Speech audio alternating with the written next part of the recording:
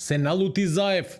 По долго молчење на нападите врз него, поранешниот премиер и екс-лидер на СДСМ денеска преку социјалните мрежи јавно побара извинување од пратеникот Бране Петрушевски од ВМРО ДПМН, обвинувајќи го за, како што вели, лаги, клевети и намерна злоупотреба на неговото име во случајот со конфискацијата на десетици тони медицински канабис. Зоран Заев најави тужба доколку не добие јавно извинување, додавајќи дека ќе се бори со сите правни средства за, како што напиша, да ја симне дамката од неговото име. Трпам секојдневни навреди веќе 5 години. Сите знаат дека никогаш не сум сакал да тужам, се борев за слобода на говорот. Никому не сум се одмаздил за она што ми го направија на 27 април во собранието. Никогаш не сум ја злоупотребил политичката позиција, но сега е доста. Јавно барам извинување од пратеникот Петрушевски и од партијата ВМРО ДПМН за сите тие лаги, клевети и навреди, вклучително и намерната злоупотреба на моето име во таа режирана драма околу конфискацијата на десетици тони медицински канабис поради наводно несоодветно чување и складирање. Безобразна лага е дека сум на кој било начин поврзан со случаите со канабис што беа презентирани пред јавноста.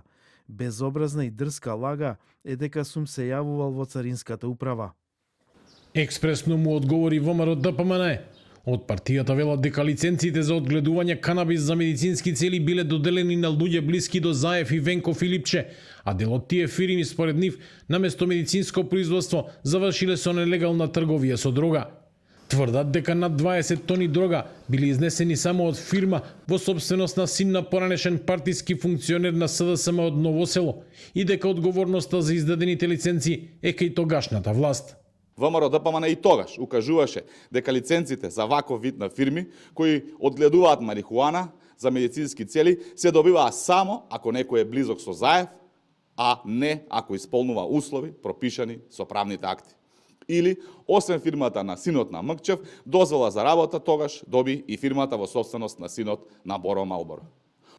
Од СДСМ денеска велат дека власта се обидува со медиумски дефокус да ја прикрие собствената одговорност за тоа како огромни количини дрога ја минале границата без ниту еден приведен и осомничен.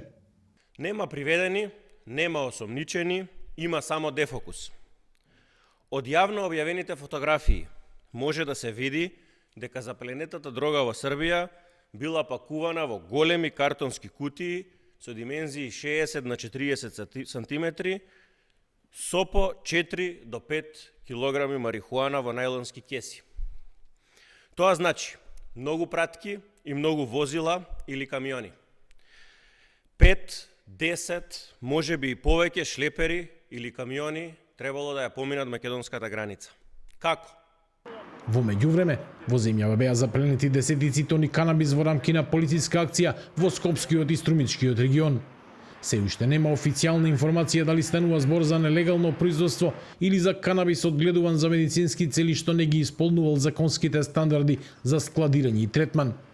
Премиерот Христијан Мицкоски денеска изјави дека марихуаната била одземена затоа што наместо отпад во неа имало пресувани листови канабис, а за нејзината понатамошна судбина ќе одлучува судот.